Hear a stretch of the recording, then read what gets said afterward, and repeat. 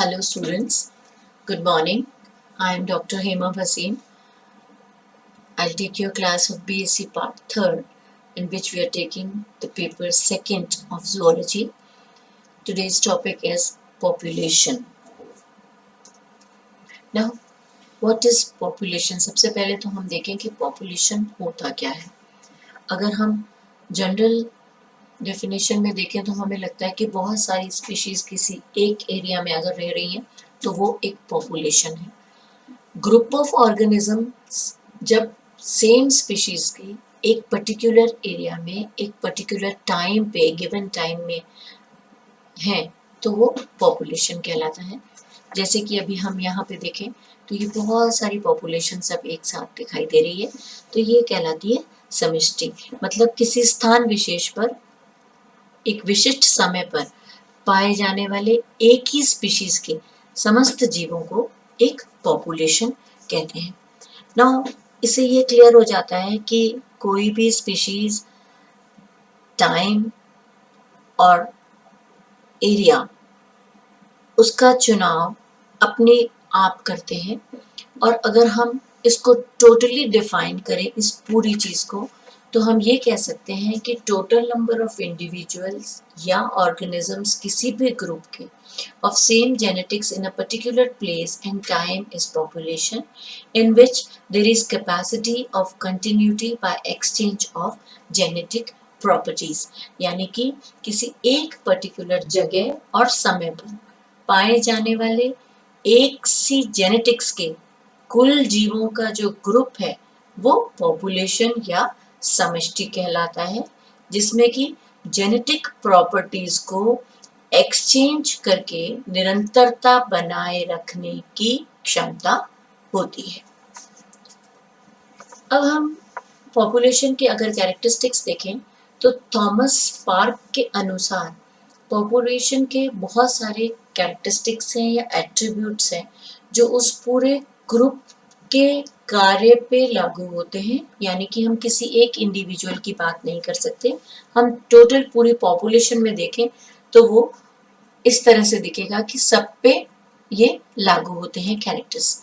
जैसे population density, birth rate, death rate, age distribution, growth form, population equilibrium, biotic potential, population dispersion और population fluctuation. अब हम एक एक करके इन सबको पढ़ेंगे. सबसे पहले हम पढ़ेंगे population density. The density of a population refers to its size in relation to some unit of source on observed time. यानी कि किसी भी इकाई क्षेत्र में प्रजाति विशेष के सदस्यों की संख्या को हम उसकी पॉपुलेशन डेंसिटी कहते हैं. नाउ इसका अगर हम पॉपुलेशन डेंसिटी सेंसस निकालें तो सेंसस क्या होता है? उस एरिया में पाए जाने वाले समस्त इंडिविजुअल्स का नंबर काउंट जो होता है वो हम बोलते हैं सेंसस. जैसे हम कहते हैं पॉपुलेशन सेंसस हो रहा है, तो यानी कि उस पर्टिकुलर एक जगह पे कितने सारे इंडिविजुअल्स रहते हैं उनका कंप्लीट काउंट जो होता है उसको हम सेंसस कहते हैं. नाउ ये जो पॉपुलेशन डेंसिटी है वो कई तरह से नापी जा सकती है. जब नंबर ऑफ इंडिविजुअल्स किसी एक पर यूनिट एरिया या वॉल्यूम में कितने पाए जाते हैं उनको निकालते हैं हम, तो वो कहलाता है न्यूमेरिकल डेंसिटी, यानी कि number of individuals per unit area. Therefore जब नंबर ऑफ इंडिविजुअल्स यूनिफॉर्म होंगे जैसे मैमल्स में, बर्ड्स में, देन उनकी जो डेंसिटी है वो नंबर ऑफ इंडिविजुअल्स में एक्सप्रेस होगी, यानी कि न्यूमेरिकल डेंसिटी के रूप में एक्सप्रेस करी जाएगी. ऐसे ही बायोमास डेंसिटी, जब बायोमास पर यूनिट एरिया हम देखते हैं तो वो कहलाती है बायोमास डेंसिटी. जब साइज ऑफ इंडिविजुअल डिफर करता है तो ऑब्वियसली जैसे जैसे साइज डिफर करेगा तो पॉपुलेशन डेंसिटी कहीं पे कम होगी या कहीं पे ज़्यादा होगी. अब हम इसको एक्सप्रेशन देखें तो हम इसको इस तरह से एक्सप्रेस करते हैं, इसको इस तरह से हम कैलकुलेट कर सकते हैं, यानी कि total number of species within some natural habitat can be calculated by this formula, that is d is equal to n by a divided by t, जहाँ पे d तो density है, n nth number of individuals वहाँ पे present, और a area, t time unit है।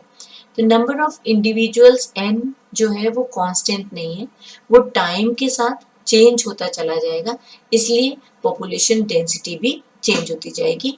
ये जो चेंज होता है उस चेंज को हम डेल्टा से डिनोट करते हैं। अब पॉपुलेशन डेंसिटी के और भी प्रकार होते हैं, जैसे अभी हमने बात करी न्यूमेरिकल डेंसिटी की, बायोमास डेंसिटी की, ऐसे ही क्रूड डेंसिटी भी होती है।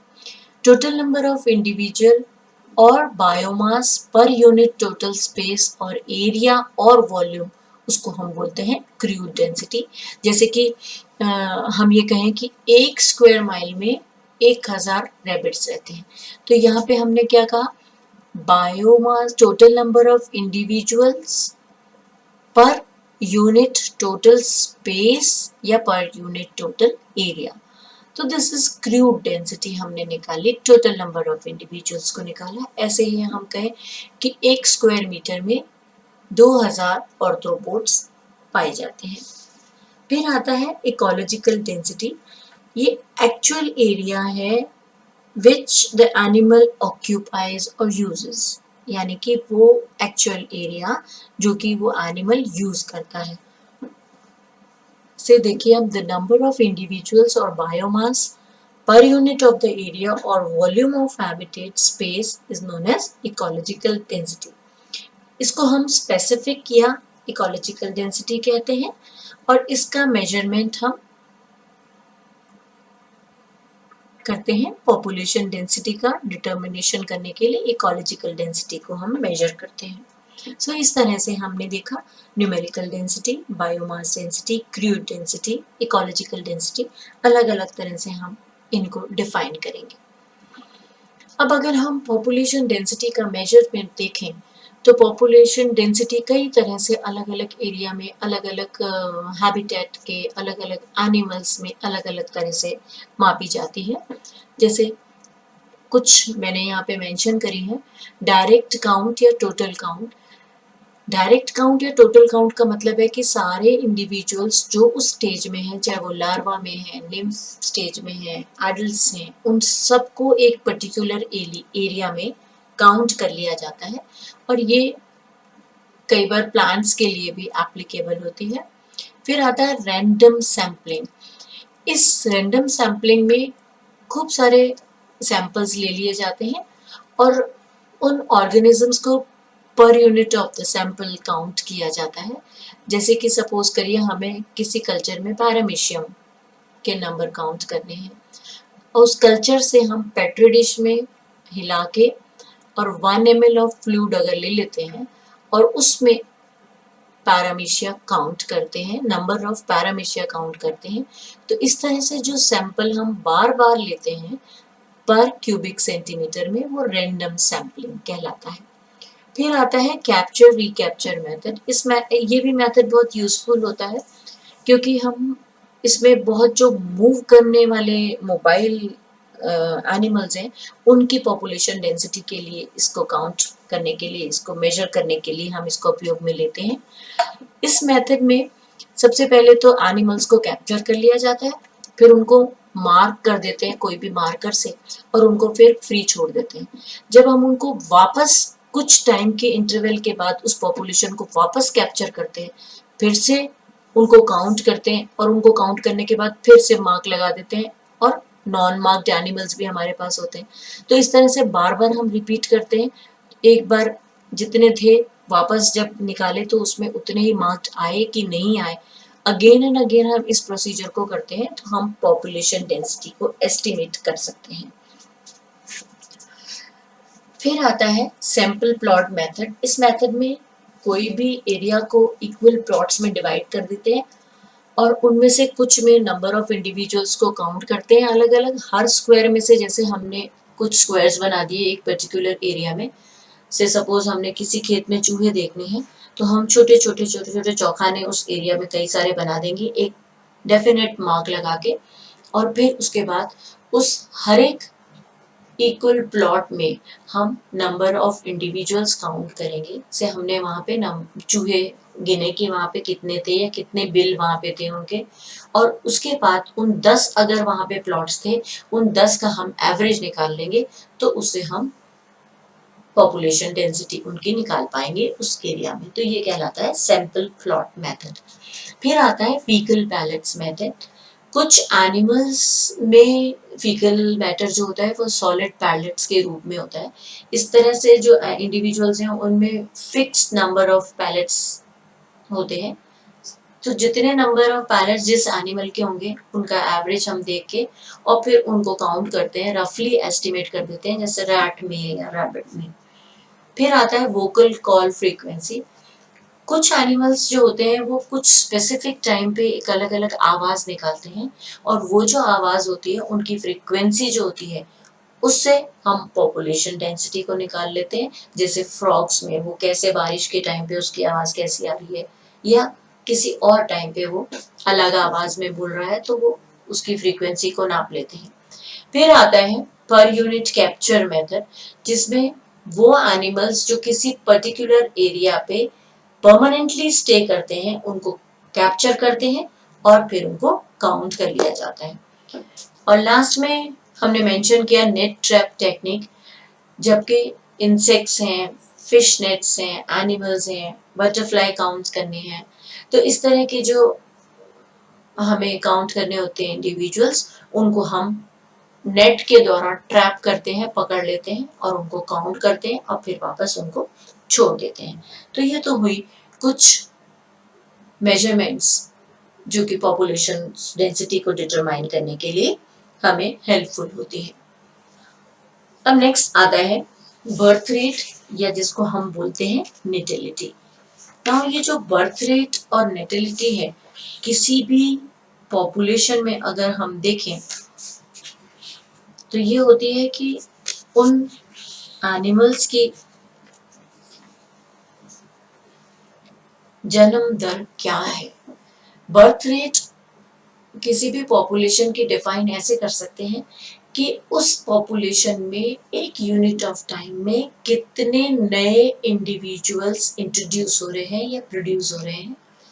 जितनी ज़्यादा बर्थ रेट होगी या पोटेंशियल नेटिलिटी होगी, नेटिलिटी बर्थ रेट को हम कहते हैं, ये एक ऐसा एक्सप्रेशन है जो नए इंडिविजुअल्स के पॉपुलेशन में प्रोडक्शन को दर्शाता है।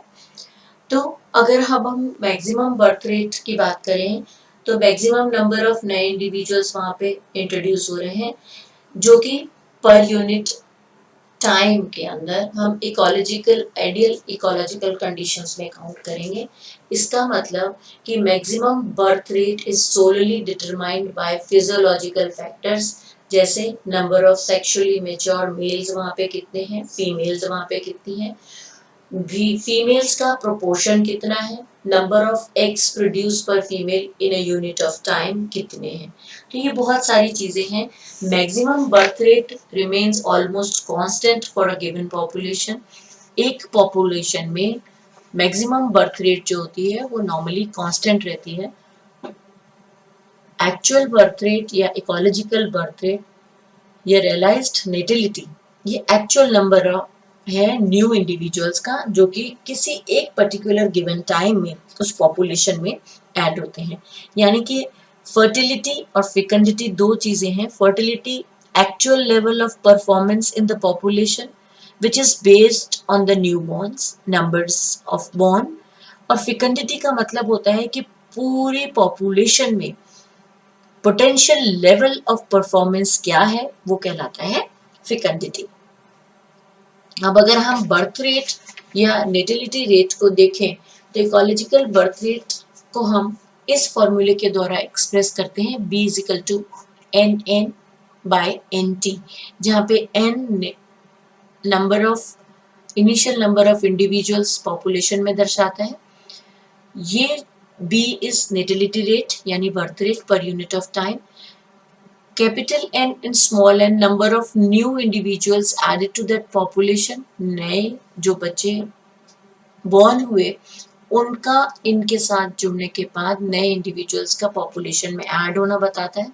ये इनिशियल नंबर इंडिविजुअल्स जो उस पॉपुलेशन में पहले थे, टी यूनिट ऑफ टाइम। इसका मतलब अगर नेटिलिटी डिक्रीज होती है तो पॉपुलेशन डेंसिटी भी डिक्रीज हो जाएगी। अब आते हैं हम डेथ रेट पे, यानी कि मोर्टालिटी पे। जैसे हमने जन्म दर देखा, ये मृत्यु दर है। जन्म दर पॉपुलेशन बढ़ा रहा था, मृत्यु दर ऑब्वियसली पॉपुलेशन को कम कर देगा। तो मोर्टालिटी एक पॉपुलेशन डिक्लाइन फैक्टर है। This is number of individuals dying per unit of time. Death rate D is equal to number of deaths per unit time divided by average population. Death rate is influenced by a number of factors. कई सारे factors होते हैं जो कि death rate को बढ़ा देते हैं, जैसे किसी भी घोंसले का डिस्ट्रक्शन होना, नष्ट होना, किसी आंधी तूफान की वजह से कुछ यंग वंस या एग्स खत्म हो जाते हैं, हवा, तेज हवा से, या परभक्षी आके उनको खा जाते हैं, या कोई एक्सीडेंट्स हो जाता है। There may be so many reasons which may cause death और may decline the population number, और मोर्टेलिटी रेट को बढ़ा देता है। जब ज्यादा यंग बॉर्न होंगे तब habitat can support the surplus जितने भी होंगे, यानी कि जितने ज्यादा यंग वंस पैदा होंगे, न्यूबॉर्न्स पैदा होंगे, तो वो हैबिटेट उसको सपोर्ट करेगा। परंतु अगर वो एक्सट्रीम में हो जाएंगे, ज्यादा हो जाएंगे, जितने कि उस एरिया में होने चाहिए उससे भी ज्यादा हो जाएंगे, तो वो कहलाएंगे सरप्लस, यानी कि एक्स्ट्रा।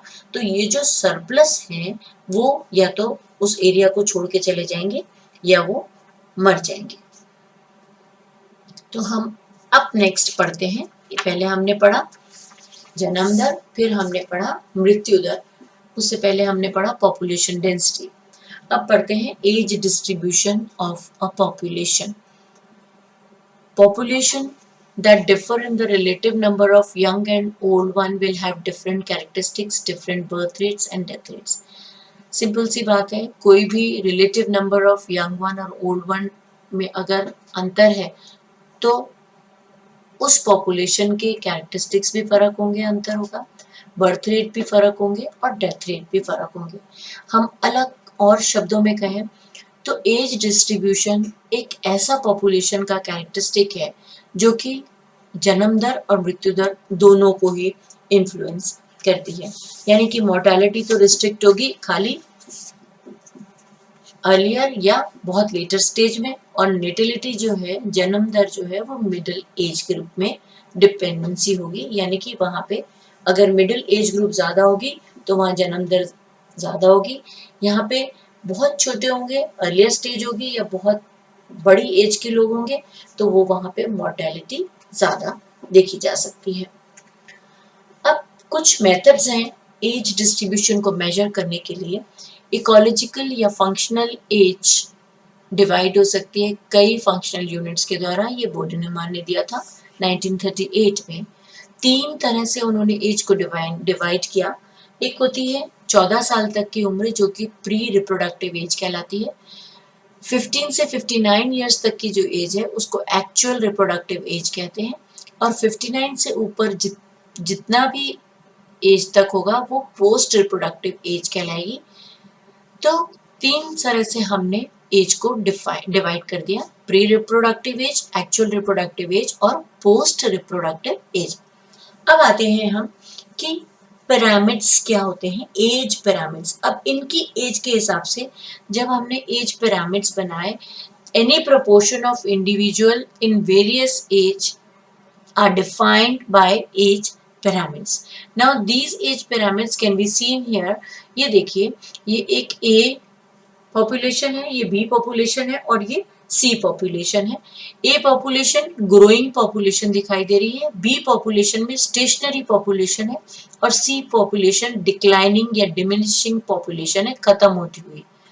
तो इसमें देखिए जो नीचे वाला हमने ये ऐसे हॉरिजॉन्टल लाइंस ली हैं, ये प्री रिप्रोडक्टिव स्टेज है, यानी कि 14 साल तक के बच्चों का एज है।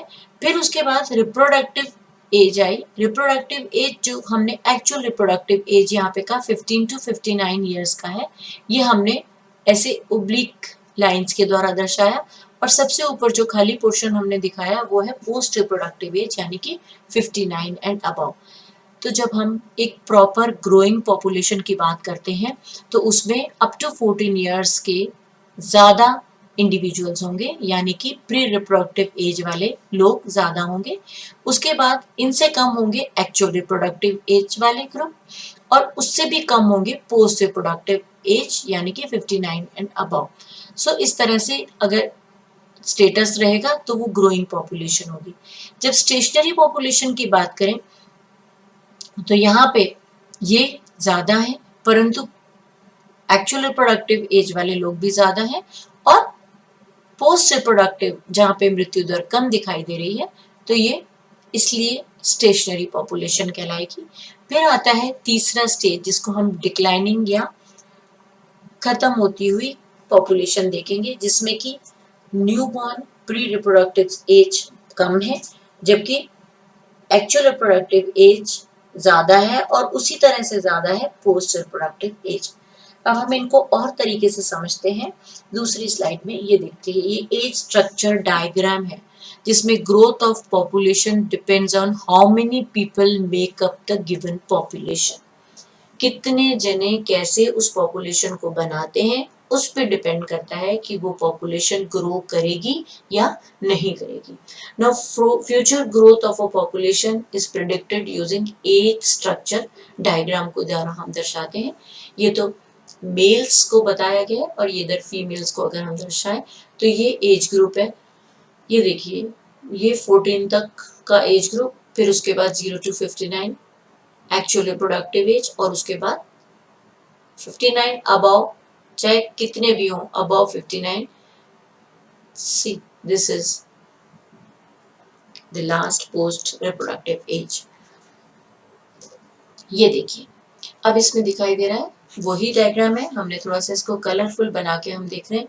तो ये तो ग्रोइंग पॉपुलेशन होगी जिसमें 1 to 14 ईयर्स नीचे दिख रहे हैं, फिर उसके बाद 2 to 59 ईयर्स होंगे। ये एज धीरे धीरे कम, ये ऊपर की ओर जाते जा रहे हैं हम एज की, और ये सबसे ऊपर थर्ड जो हमने पिरामिड देखा, पिरामिड का थर्ड स्टेयर देखा हमने, वो 59 में अबव होंगे।